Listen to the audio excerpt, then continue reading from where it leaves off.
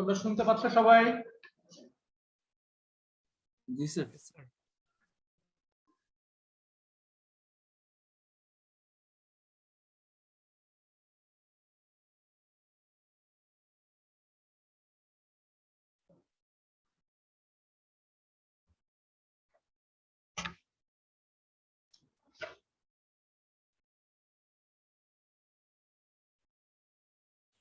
তুমি সবাই বোর্ড দেখতে পাচ্ছ?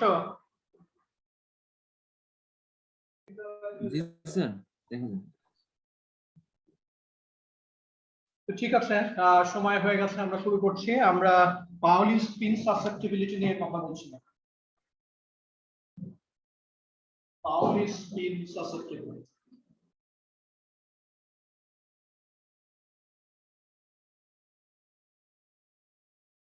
পাউলি স্পিন প্যারাম্যাগনেটিক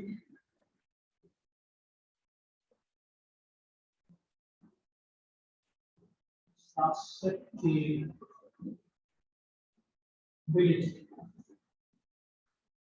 এবং আমরা গত ক্লাসে আলোচনা করেছি যে এই যে spin susceptibility, this is due to the mobile electron gas due to the fermion, এবং এর যে ইন্ট্রিনসিক স্পিন আছে সেই স্পিনের কারণে যে ম্যাগনেটিক অর্ডার তৈরি হয় বা তৈরি হতে পারে in the presence of A magnetic field, সেইটা যে ম্যাগনেটাইজেশন দেয়, সেই ম্যাগনেটাইজেশনকে কনসিডার করে যে ম্যাগনেটিক সাসেপ্টিবিলিটি পাওয়া যায়, সেটাই হচ্ছে এই পাউলি স্পিন সাসেপ্টিবিলিটি। এবং ওই ম্যাগনেটিজমের যে অরিজিন গুলো আছে সেগুলো নিয়ে কিছু কিছু কথাবার্তা গত ক্লাসে আমরা বলেছিলাম। এবং এটা করতে যে আমরা কতগুলো ছবি সাহায্য নিয়েছি, সেই ছবিগুলো একটু এঁকে আমরা শুরু করব। একটা হলো আমাদের যেটা লাগে সেটা হলো ডেনসিটি অফ স্টেটস। এদিকে যদি এনার্জি হয়, এদিকে যদি হয় হচ্ছে ডেনসিটি অফ স্টেটস, তাহলে আমরা জানি যে goes like this, যেখানে ডেনসিটি অফ স্টেটস এর ভ্যারিয়েশন উইথ এনার্জি হচ্ছে স্কয়ার রুট অফ E, এবং একটা ক্যারেক্টারিস্টিক এনার্জি আছে যেটার নাম আমরা দিয়েছি ফার্মি এনার্জি। এটা হলো টোটাল ডেনসিটি অফ স্টেটস। তারপরে আমরা যে কাজটা করেছি, আমরা বলেছি যখন magnetic field 0, when H is 0, এই সময়ে আমি যদি স্পিন আপ এবং স্পিন ডাউন এই কনসিডারেশনে ডেনসিটি অফ স্টেটস দেখাতে চাই, এখানে GE প্লাস মানে হলো স্পিন আপ, আর GE minus G as a function of B, পুরোটাকে আমি G বলছি, এটা হলো স্পিন ডাউন মানে তার জন্য ডেনসিটি স্পেস এটা যদি 0 হয়, then I will get something like this. This এখানে এই অ্যাক্সিস বরাবর আছে হচ্ছে আমার এনার্জি, এবং এই যে কমন লেভেল এটা হলো ফার্মি এনার্জি। এইটা হলো আপ স্পিনের জন্য ডেনসিটি স্পেস, এইটা হলো ডাউন স্পিনের জন্য ডেনসিটি স্পেস। কিন্তু আমি যদি ম্যাগনেটিক ফিল্ড অ্যাপ্লাই করি, তার মানে যখন H is not equal to 0, তখন এই ডেনসিটি স্পেসের চেহারা কেমন হয় সেই ছবিটা আমরা গত ক্লাসে এঁকেছিলাম। এটা একটু আঁকি, এটা একটু ইম্পর্টেন্ট ছবি। এদিকে হচ্ছে GE প্লাস, তার মানে আপ স্পিনের ডেনসিটি স্পেস, এদিকে হলো GE মাইনাস, তার মানে ডাউন স্পিনের ডেনসিটি স্পেস। এবং আমরা বলেছিলাম যে ম্যাগনেটিক ফিল্ডটা যদি আমরা এই দিকে অ্যাপ্লাই করি, তার মানে আপ স্পিন যেদিকে সেদিকে যদি অ্যাপ্লাই করি, ম্যাগনেটিক ফিল্ড যেদিকে অ্যাপ্লাই করেছি সেই দিকে কি হবে, আমার যে ইলেকট্রনের যে ইন্ট্রিনসিক স্পিন গুলো আছে আপ এবং ডাউন কনফিগারেশনে, তারা চাইবে আপ কনফিগারেশনে চলে যাওয়ার জন্য। এবং এটার পিছনে কি কারণ সেটা আমি বলেছিলাম, যে এটা যদি আমরা করি তাহলে আমরা এনার্জি মিনিমাইজ করতে পারি।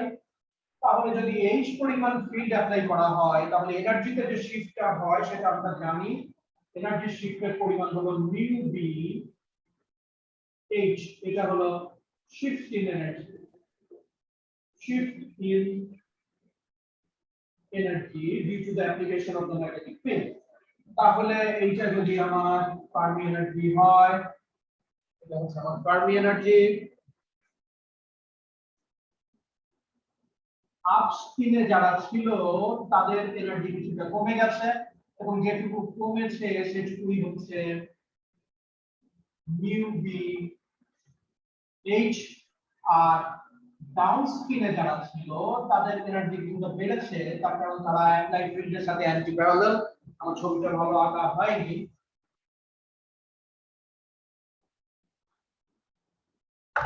যতটুকু আপ স্পিনের জন্য শিফট ততটুকুই ডাউন স্পিনের জন্য শিফট, কিন্তু একটা শিফট হলো এনার্জিতে উপরের দিকে আর একটা শিফট হলো এনার্জিতে নিচের দিকে। এই হচ্ছে অবস্থা যখন আমি ম্যাগনেটিক ফিল্ড অ্যাপ্লাই করেছি। এই ছবিগুলো এঁকে আমরা ভেবে গিয়েছিলাম এবং আজকে আমরা তারপর থেকে শুরু করব। এই ছবিগুলো আঁকার পরে আরেকটা কথা আমরা বলেছিলাম যে নেট ম্যাগনেটাইজেশন এইখানে এই সিচুয়েশনের জন্য দেয়ার ইজ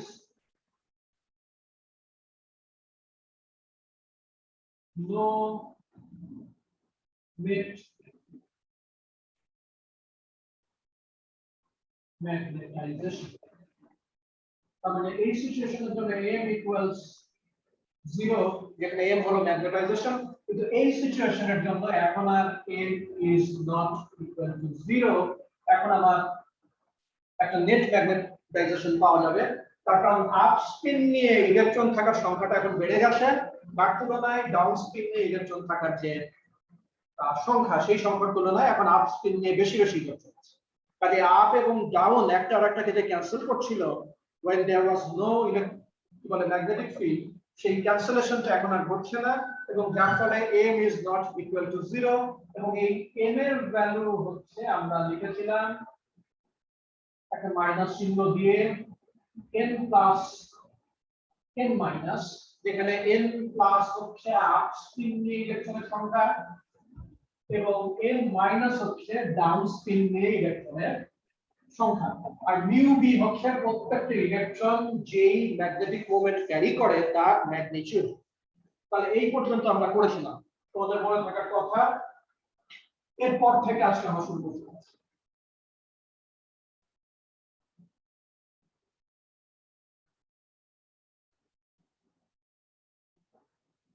তাহলে কতগুলো জিনিস আমরা কতগুলো ইকুয়েশন একটু সাজিয়ে নেব, দেন উই প্রসিড।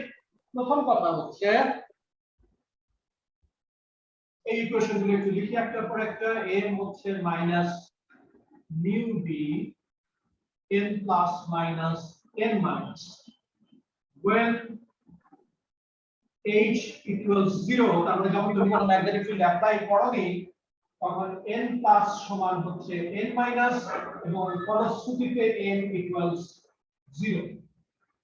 যখন ভালো করে মাথার মধ্যে ঢোকা, যখন h equals 0 মানে কোনো ম্যাগনেটিক ফিল্ড অ্যাপ্লাই করোনি, কি কিছু বলছো কেউ? আচ্ছা, যখন h equals 0 তখন টোটাল ডেনসিটি অফ স্টেটস যেটা সেটা সমান কি হাফ g প্লাস মাইনাস। এই লাইনটা কি বোঝো?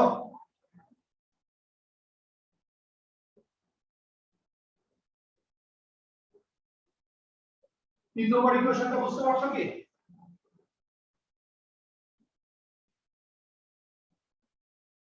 তোমরা কেউ কথা বলছো না কেন? আমার কথা কি শুনতে পাচ্ছ? তোমরা কি আমার কথা শুনতে পাচ্ছ?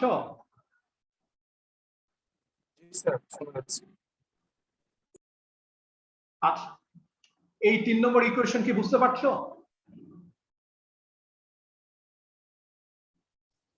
না স্যার।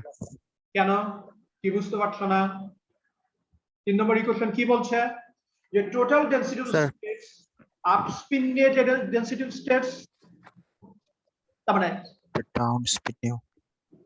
ও আমি তো ভুল লিখে ফেলেছি। জি স্যার, উল্টা হবে স্যার, এই পাশে প্লাস মাইনাস হবে। এইটা আপনি এটা বুঝতে পারছেন, দ্যাটস গুড। ছেলেমেয়েরা খেয়াল করেছে, দিস ইজ ভেরি গুড।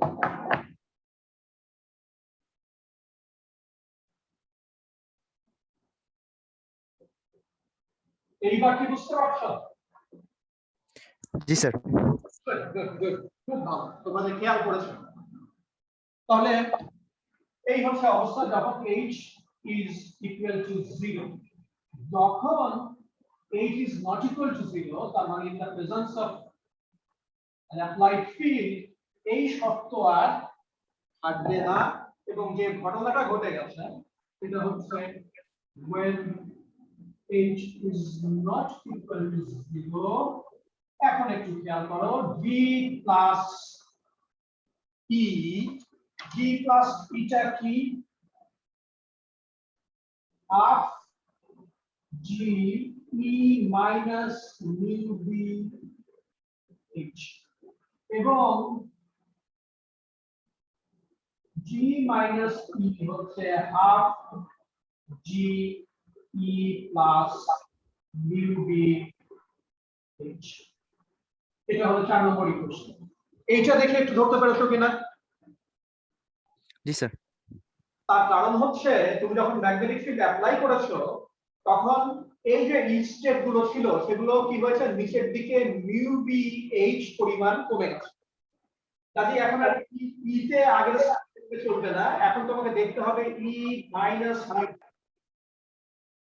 আমি বলে নিই, আর তুমি যখন ডাউন স্পিনের জন্য ডেসিডিউ স্টেট দেখছো তখন আর এই এনার্জি স্টেটের দিকে তাকালে হবে না, তোমার তাকাতে হবে E plus mu B H এ, তার কারণে এনার্জি স্টেট গুলো উপর দিকে মিউ বি এইচ পরিমাণ শিফট করেছে। কেউ কি কথা বলছো? কারো কিছু অসুবিধা হচ্ছে?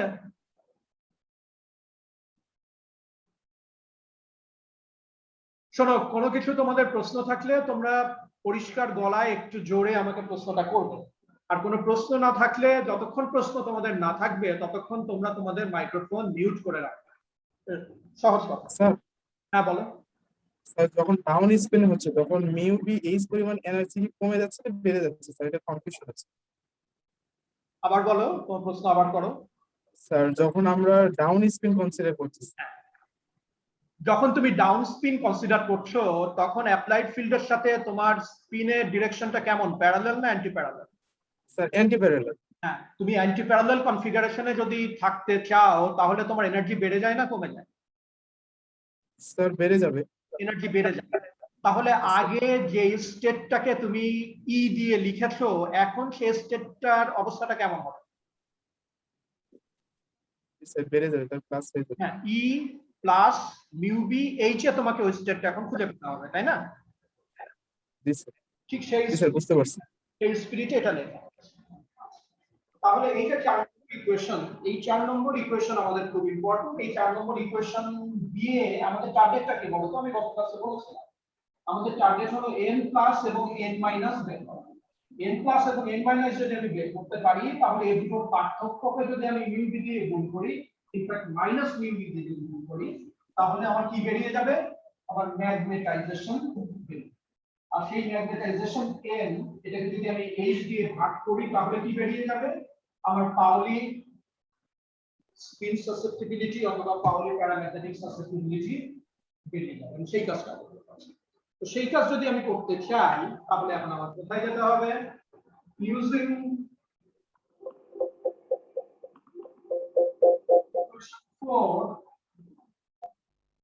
we get, এই জায়গাটা ভালো করে খেয়াল করো।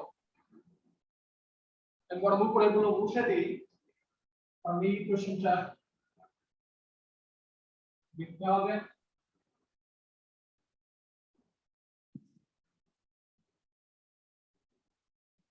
আমি 4 নম্বর ইকুয়েশন ইউজ করছি, we get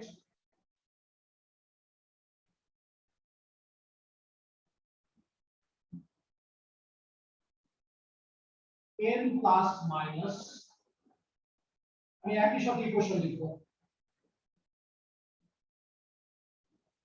হাফ 0 থেকে ইনফিনিটি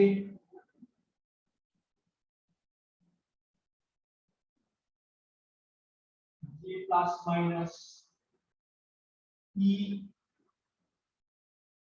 f e, যেটা particular distribution function, where f e is the fd distribution. এই লাইনটা কি বোঝা যায়?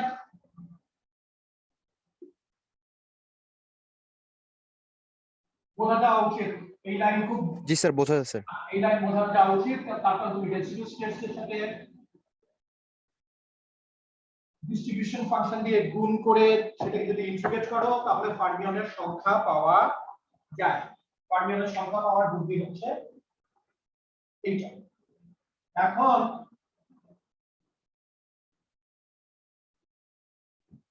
এইখানে হাফ দেওয়ার কোনো প্রয়োজন নাই, এখানে হাফ আনবে না, কারণ এর ভিতরে হাফ জি আছে। এইটা হলো তোমার ফার্মিয়নের সংখ্যা পাওয়ার তরিকা। এখন আমরা একটু বুঝতে চাই, since the shift in the energy levels due to the magnetic field is practically very small, we can write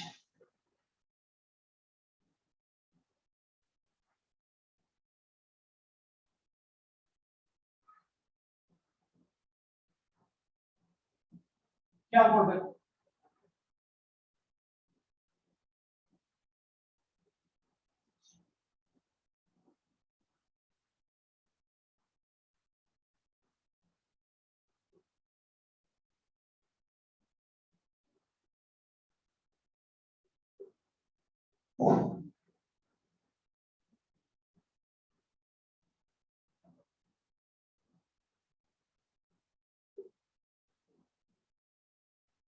এটা একটা খুবই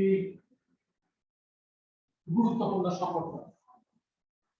ফিজিক্স পড়তে গেলে আমি তোমাদের ক্লাসে হয়তো বলেছি সবসময় বিভিন্ন রিলেভেন্ট স্কেল সম্পর্কে একটা ধারণা থাকে।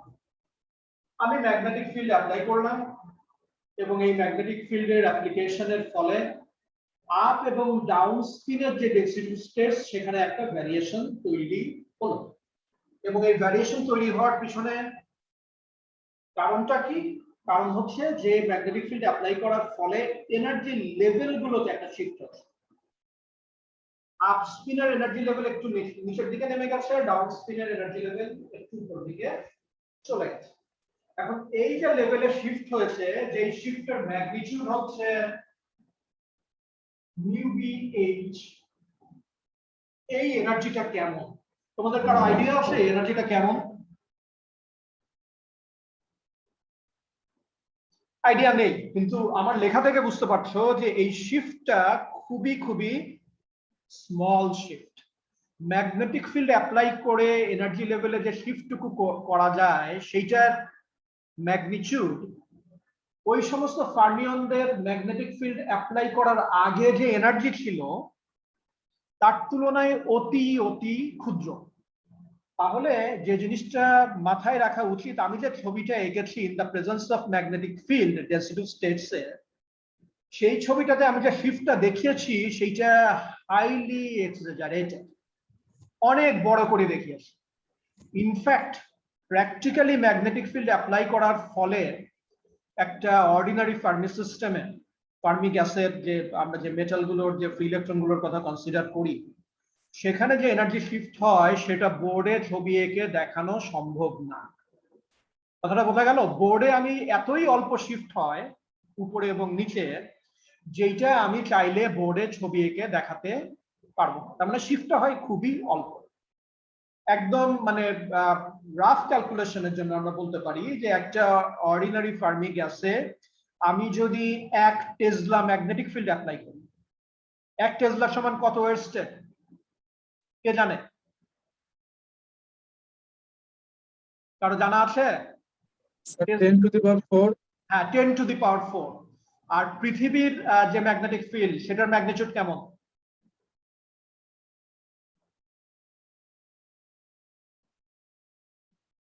কারো জানা আছে? আচ্ছা আমি বলি, পৃথিবীর যে ম্যাগনেটিক ফিল্ড আছে এইটার ম্যাগনিটিউড হচ্ছে 0.5 ওয়েস্টেডেন। তাহলে এক টেসলা পৃথিবীর ম্যাগনেটিক ফিল্ডের তুলনায় কত গুণে শক্তিশালী?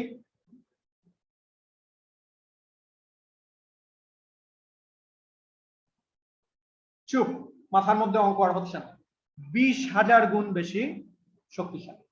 এখন এই এক টেসলা ম্যাগনেটিক ফিল্ড তুমি যদি একটা ফার্মি গ্যাসে অ্যাপ্লাই করো, তাহলে ওই যে তোমার এনার্জি যে শিফটটুকু হবে, সেই এনার্জি শিফটকে তুমি যদি টেম্পারেচার স্কেলে কনভার্ট করো কেলভিনে, তাহলে সেটা কত কেলভিন জানো?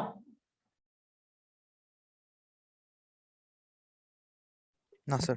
মোর or less 1 degree kelvin. 1 degree kelvin. তাহলে যে ইলেকট্রন গুলোর যে এনার্জি, ফার্মিয়ন গুলোর যে এনার্জি, এদের অ্যাভারেজ এনার্জি তো আমরা দেখেছি ফার্মি এনার্জি 60%, তাই না?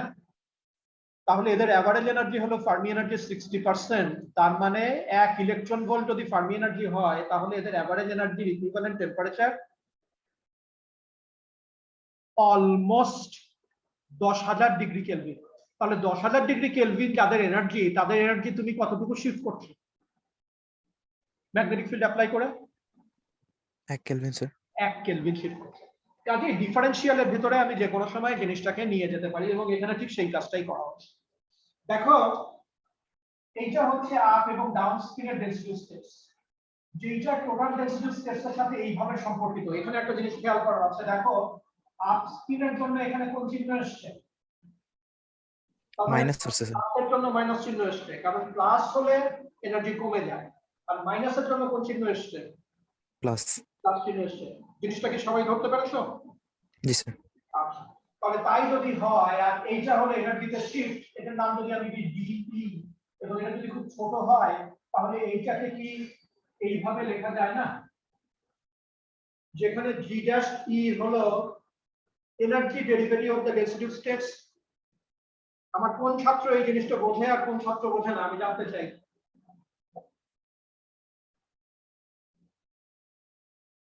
কে বোঝে না?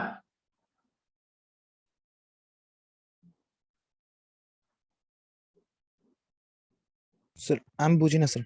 তুমি বোঝো না, গুড, এই তো, পরিষ্কার। এখন আমাকে বলো, ফাংশন অফ এক্স যদি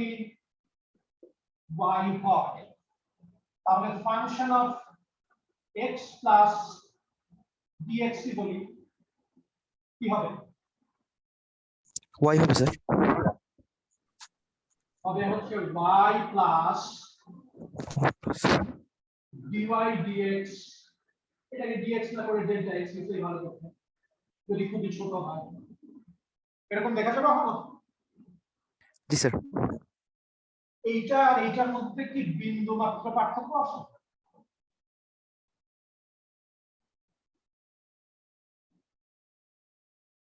না স্যার, পার্থক্য নাই স্যার। পার্থক্য নেই, একই জিনিস লিখেছে। ডিফারেন্সিয়ালের মূল কথাই এইটা।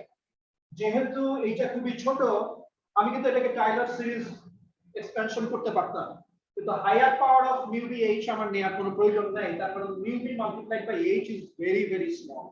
সবাই বুঝতে পারছো কিনা?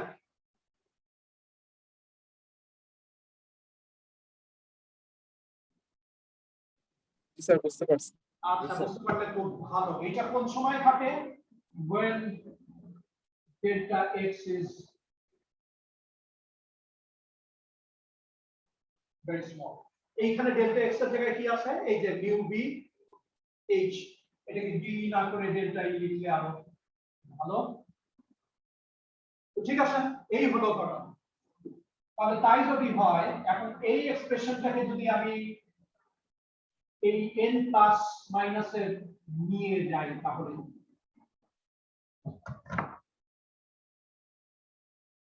substituting this expression for the in the this expression in the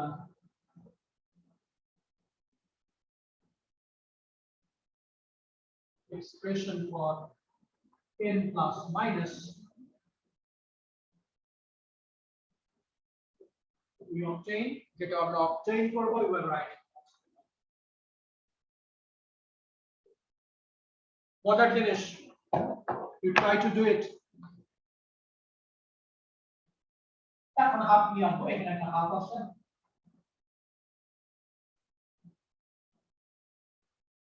zero থেকে infinity, GE FE DE minus আগে প্লাস পরে হাফ মিউ বি এইচ, এই যে টার্মটা, এবং হাফ, তারপরে হচ্ছে জিরো থেকে infinity first derivative of the residual states multiplied by FE, simple substitution.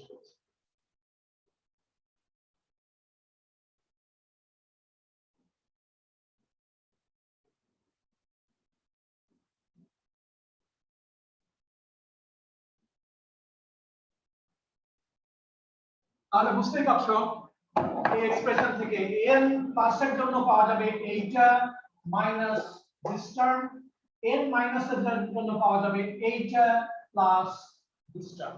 ঠিক আছে, ক্লিয়ার কিনা? জি স্যার। তাহলে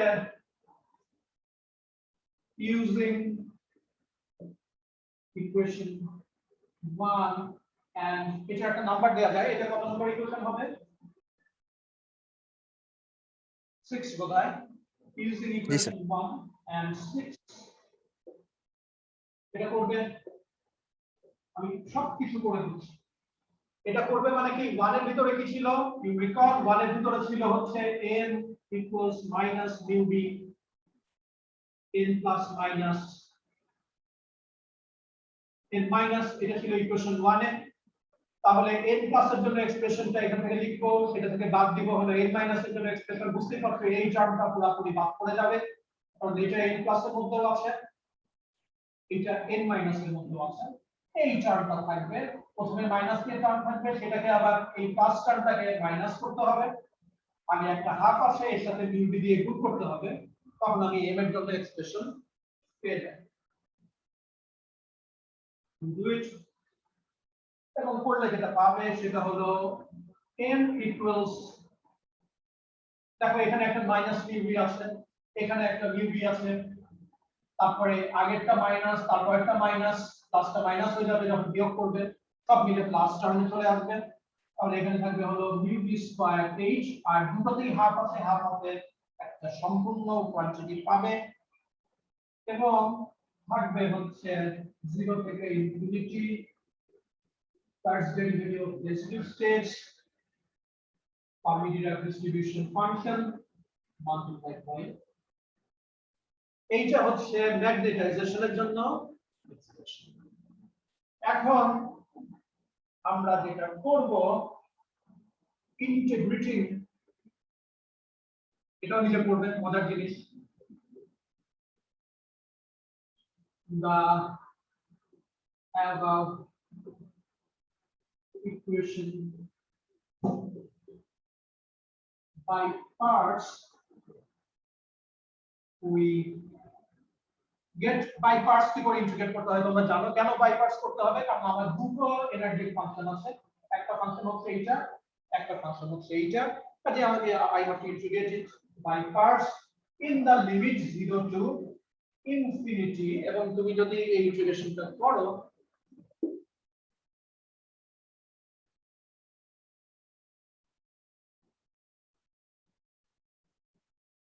এখানে একটা খুব চমৎকার ট্রিক আছে, যেটা নিয়ে অ্যাশক্রফটের বইয়ে যে একটা সেন্টেন্স আছে।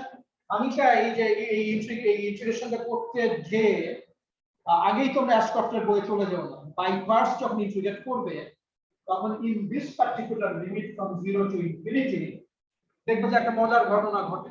সেটা তোমরা নিজেরা ধরতে পারো কিনা সেটা চেক করার পরে অ্যাশক্রফট যেটা তুমি পাবে সেটা হচ্ছে m equals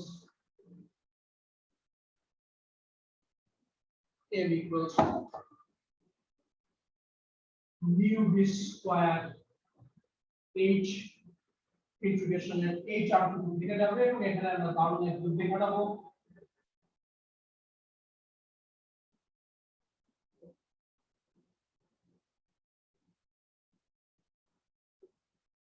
এইটুকু থেকে যাবে বাই পার্টস যখন তুমি ইন্টিগ্রেট করবে এইটুকু তোমার এই ইন্টিগ্রালটা থেকে যাবে এবং এই ইন্টিগ্রালটা তুমি এই মুহূর্তে ইন্টিগ্রেট করতে পারবে না। বাই পার্টস করলে জানো এই যে দুটো অংশ থাকে ইন্টিগ্রেশন নিয়ে, তার মধ্যে একটা অংশের চেহারা হবে এরকম, অন্য অংশটা কি হবে সেটা ওই যে বললাম 0 থেকে ইনফিনিটি এই লিমিটের মধ্যে ইন্টিগ্রেট করে যে ঘটনাটা ঘটে সেটা ধরতে পারবে। ফার্স্ট অফের বই বলা আছে again I am telling you to try it first by your sir mu এর উপর একটা স্কোর হবে স্যার। কি স্যার মিউ এর উপর স্কোর হবে স্যার। তোর কথা বুঝিনি। ওইটাই স্যার স্কোর হবে স্যার, তাই বলতেছিলাম। Okay good good good good. তাহলে এই হচ্ছে অবস্থা।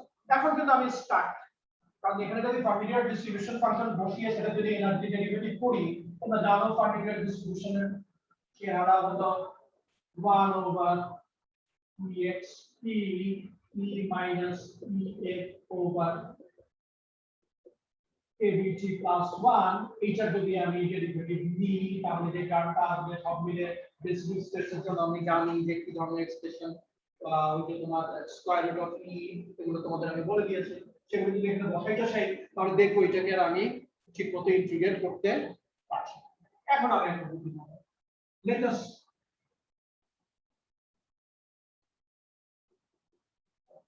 consider the situation. Let us consider the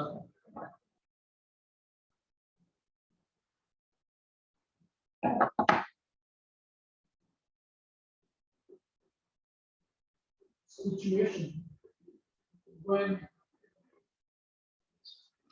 t equals 0 আমি আবারও 0 ডিগ্রি কেলভিনে চলে যাব।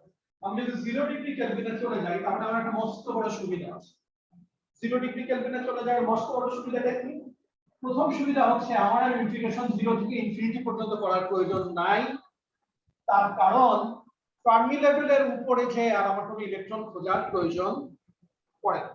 তারপরে একটা মস্ত বড় সুবিধা যেটা আছে যে এই টার্মটা যে ঝামেলা করছিল ইন্টিগ্রেশন করতে, এই টার্মটা একটা অদ্ভুত চেহারা নেবে at 0 ডিগ্রি কেলভিন মাইনাস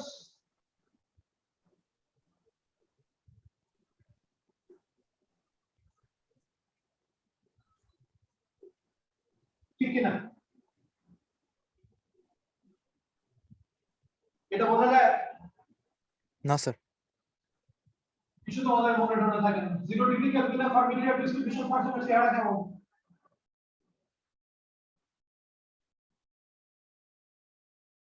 এরকম কি না? জি স্যার। তাহলে চিন্তা করো তুমি যদি এটাকে এখন এনার্জি রেসপেক্টে ডিফারেন্সিয়েট করো তাহলে এই জায়গায় কি পাবা? 0 পাবো স্যার। 0 পাবা। আর এই জায়গাতে কি হবে? Sir undefined. একেবারে এটা ডেল্টা ফাংশনের মতো আসলে ইনফ্যাক্ট নিচের দিকে নামছে, তাই না? নেমে যাচ্ছে না, সাঁ করে জি নিচে স্যার। নেমে যাচ্ছে না। তাহলে এরকম সাঁ করে নিচে নেমে যায় যদি অথবা উপরে যদি উঠে যায় তাহলে সেটা কিসের কিরকম হয়? একটা ডেল্টা ফাংশন হয় না? এটা তো ডেল্টা ফাংশনের ডেফিনেশন। বোঝা গেল কি যে এই ডেরিভেটিভটা শুধুমাত্র at e equals ef এই পয়েন্টে এক্সিস্ট করে, আর কোন জায়গাতে এই ডেরিভেটিভটা এক্সিস্ট করে না। তাহলে তাই যদি হয় তাহলে উপরের যে ইন্টিগ্রালটা আছে সেটা চেহারা কেমন?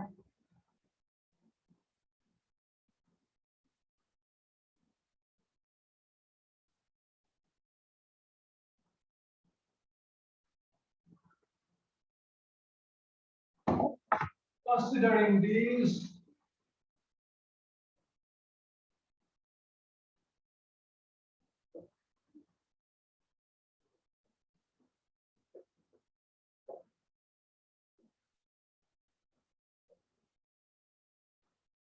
ইন্টিগ্রালটা চেহারা হয় হচ্ছে m equals mu b square h 0 থেকে এখন ef পর্যন্ত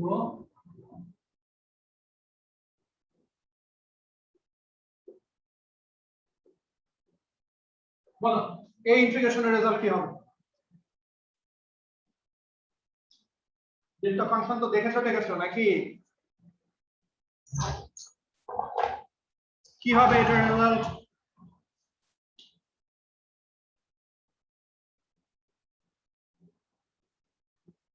এত সব মজা, তোমার মনে হচ্ছে যে তোমরা এগুলো থেকে অনেক দূরে। এই হচ্ছে result. This is the magnetization.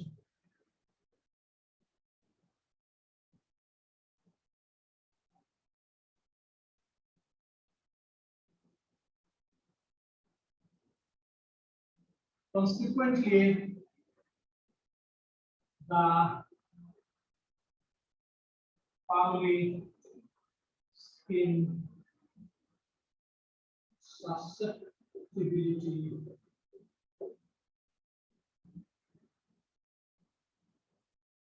সেটাকে আমরা কাই নামে ডাকবো।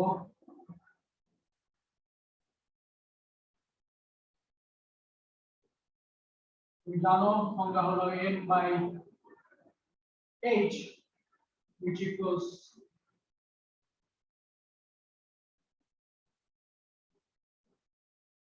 এইটাই হচ্ছে আমাদের desired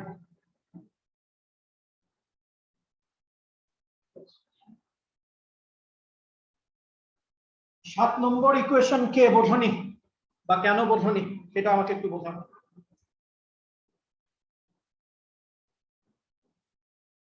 কিছু কি ধরা যায়? দেখো আমি বলছি, তোমরা কি আমার কথা শুনতে পাচ্ছ কিনা এইটা তো বলো পরিষ্কার। জি স্যার, শুনতে পাচ্ছি স্যার। এই যে ফাংশনটা আছে এই ফাংশনটা শুধুমাত্র কোন পয়েন্টে এক্সিস্ট করে? শুধুমাত্র সেই পয়েন্টে এই ফাংশনটা এক্সিস্ট করে যেখানে e সমান ef। এইটা বাদ দিয়ে আর কোন পয়েন্টে এই ফাংশনটা এক্সিস্ট করে না। এক্সিস্ট করে না এর অর্থটা কি? তার মানে except for the energy E equals EF, this thing gives you কি দেয়? জিরো দেয়। তাহলে এই যে ইন্টিগ্রেট করছো শুধুমাত্র ওই পয়েন্ট ছাড়া আর কোনো এনার্জি কি এই ইন্টিগ্রেশনে কন্ট্রিবিউট করছে না করছে না? করছে না স্যার। তাহলে যদি শুধু ওই পয়েন্টটাই কন্ট্রিবিউট করে তাহলে এটা থেকে সব মিলে তুমি কি পাবা? শুধু ওই পয়েন্টে যে ডেনসিটি স্ট্রেসের ভ্যালু সেটাই তুমি এখান থেকে পাবে, আর কোনো কিছুই তুমি এই ইন্টিগ্রেশন থেকে পাবে না। ঠিক আছে? তাহলে আলটিমেটলি এই ইন্টিগ্রালের ভ্যালু হচ্ছে এই যে মিউ বি স্কয়ার এইচ আছে, আর এই পুরোটা থেকে তুমি শুধুমাত্র পাবে the density stress at the point, অথবা পয়েন্ট বলা ঠিক না, at the energy E equals EF। তাহলে দেখা যাচ্ছে পাউলি প্যারাম্যাগনেটিক সাসেপ্টিবিলিটি এটা ডিপেন্ড করে হচ্ছে সিম্পলি একটা কোয়ান্টিটির উপরে, সেটা হলো density of states at the Fermi level. এখন তুমি চিন্তা করো আমরা যে ট্রিটমেন্ট শুরু করেছিলাম, আমরা কিন্তু 0 ডিগ্রি কেলভিনের ট্রিটমেন্ট শুরু করি, কিন্তু একটা পর্যায়ে এসে আমরা কি করলাম 0 ডিগ্রি কেলভিনে নিয়ে এসে এক্সপ্রেশনটা বের করলাম। এখন তোমাকে যদি বলা হয় যে এই যে স্পিন সাসেপ্টিবিলিটি আছে, টেম্পারেচার যদি আমি এখন বাড়াই তাহলে কোন প্যারামিটারটা ভ্যারি করতে পারে? এই ইকুয়েশন থেকে কি মনে হচ্ছে? Density of state. এক্স্যাক্টলি, কারণ মিউ বি স্কয়ারে তো ভ্যারিয়েশনের কোনো প্রশ্ন নাই, ওটা ইলেকট্রনের intrinsic magnetic moment due to the intrinsic spin. তাহলে এই কোয়ান্টিটিটা ভ্যারি করতে পারে। কিন্তু কিছুক্ষণ আগে আমি তোমাদের কি বলেছি যে আমার যে সিস্টেম আছে সেই সিস্টেমের ফার্মি এনার্জি ইকুইভ্যালেন্ট টেম্পারেচারের কথা যদি আমি চিন্তা করি, সেই টেম্পারেচার 10,000, 20,000, 1,00,000 ডিগ্রি কেলভিন। এখন তুমি যখন এক্সপেরিমেন্ট করো তখন তুমি কোন জায়গাতে এক্সপেরিমেন্ট করো? হয়তো 300 ডিগ্রি কেলভিনে করো, 400 ডিগ্রি কেলভিনে করো, 500 ডিগ্রি কেলভিনে করো। এখন যেই ডেনসিটি স্টেটসটা তুমি বের করেছো তার ইকুইভ্যালেন্ট টেম্পারেচার যদি 1,00,000 ডিগ্রি কেলভিন হয়, তাহলে ওই ডেনসিটি স্টেটসকে তুমি যদি 300 ডিগ্রি কেলভিন উপরে বা নিচে দেখতে চাও, কোনো পরিবর্তন কি তুমি দেখতে পাবে তেমন? না স্যার। না, দেখতে পাবে না। তার কারণ আবার ওই ছবির কথা চিন্তা করতে হবে। ফার্মি লেভেলে যে ডেনসিটি স্টেটস সেইটা ওই 300 ডিগ্রি কেলভিন এদিকে গেলে বা ওইদিকে গেলে বলতে গেলে কোনো পরিবর্তন হয় না। এবং পরিবর্তন হয় না বলেই আমি তোমাদের যে কথাটা বলেছিলাম যে যেটা হচ্ছে তোমার সেমি ক্লাসিক্যাল ট্রিটমেন্টে orbital motion of the electrons, যেটা থেকে যে প্যারাম্যাগনেটিজম আসে, যেখানে কুরি ল আছে, সেইখানে কিন্তু টেম্পারেচারের ভ্যারিয়েশন আছে। আমি বলেছিলাম chi is equal to C/T, which is Curie law. কিন্তু এখানে দেখা যাচ্ছে একই paramagnetic susceptibility, the effect is paramagnetism, কিন্তু এইখানে সাসেপ্টিবিলিটি আসলে টেম্পারেচারের সাথে ভ্যারি করে না, অথবা করলেও খুবই উইকলি ভ্যারি করে। তার কারণ for ordinary electron gas in ordinary metals, এই যে ডেনসিটি স্ট্রেসটা আছে, এটা টেম্পারেচারের খুবই একটা উইক ফাংশন। টেম্পারেচারের সাথে ডেনসিটি স্ট্রেসের ভ্যারিয়েশনটা খুব উইক। যেহেতু এই ভ্যারিয়েশনটা খুব উইক, কাজেই কাই নিজেও টেম্পারেচারের সাথে সেইভাবে ভ্যারি করে না। কিন্তু দেয়ার আর অলওয়েজ এক্সেপশনস। কিছু কিছু সিস্টেম আছে এক্সোটিক বা যেগুলো মানে অর্ডিনারি ইলেকট্রন গ্যাস হিসাবে যেগুলোকে ট্রিট করা কঠিন, সেখানে হয় কি ব্যান্ডউইডথ খুব কম হয়, এবং সেখানে দেখা যায় যে টেম্পারেচারের সাথে সাথে ডেনসিটি স্টেটসের একটা ভ্যারিয়েশন হয়। তার মানে ওই সমস্ত সিস্টেমের ইন্ট্রিনজিক্যালি ফার্মি এনার্জি এতই কম যে ওই আমাদের রুম টেম্পারেচারে যে ভ্যারিয়েশন হয় সেই টেম্পারেচারের সাথে ফার্মি এনার্জি কিছুটা হলেও তুলনীয়। ওই রকম সিস্টেমে তুমি যদি স্পিন সাসেপ্টিবিলিটি ক্যালকুলেট করো, then we'll see it has a temperature variation. আজকে আমি তোমাদের খুব মজার একটা জিনিস শুরু করতে চাচ্ছিলাম, হোয়াইট ডোয়ার্ফ, কিন্তু বুঝতেই পারছো যে কোনো ক্লাসেই আমি আমার টার্গেট রিচ করতে পারি না। It goes very slowly. I don't mind it, কিন্তু স্লো। আজকে এই পর্যন্তই, এবং আজকে যে কথাবার্তাগুলো বললাম এগুলো নিয়ে যদি তোমাদের কোনো কোশ্চেন থাকে, you can ask me now. আমার 2-1 মিনিট সময় আছে। বুঝতে পেরেছো কিনা কিছু?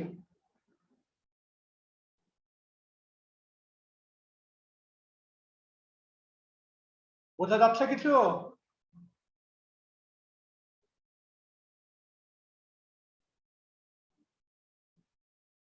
তোমরা কি আমার কথা শুনতে পাচ্ছ?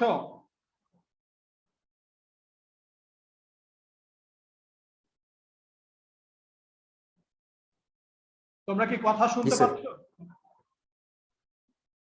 শুনতে পাচ্ছ? শুনতে পাই স্যার। জি স্যার, শোনা যাচ্ছে। তাহলে কোনো কোশ্চেন নাই? নাই কেন? কোশ্চেন নাই কেন?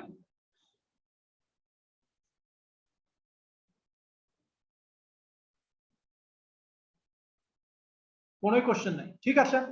ইয়ে করবে ওই যে ইন্টিগ্রেশন, ওই বাই পার্টস ইন্টিগ্রেশন, এবং in the limit 0 to infinity, দেখো কি ঘটনা ঘটে। ভেরি ইন্টারেস্টিং কিছু ব্যাপার আছে, সেগুলো দেখবে। আর ক্লাসে যে কথাগুলো বললাম সেগুলো একটু চেষ্টা করবে বোঝার জন্য। আমি চেষ্টায় আছি যে তোমাদের সমস্ত ক্লাসগুলোই ইউটিউবে দিয়ে দেওয়ার জন্য আর কি। আমি স্ট্রাগল করছি বিভিন্ন কারণে। আমি যত তাড়াতাড়ি সম্ভব এগুলো ইউটিউবে দিয়ে অথবা তোমাদের গুগল ড্রাইভে দিয়ে আমি লিঙ্কগুলো তোমাদের দিয়ে দেবো। তো তোমরা সবাই ভালো থেকো, আজকে এখানে শেষ করছি।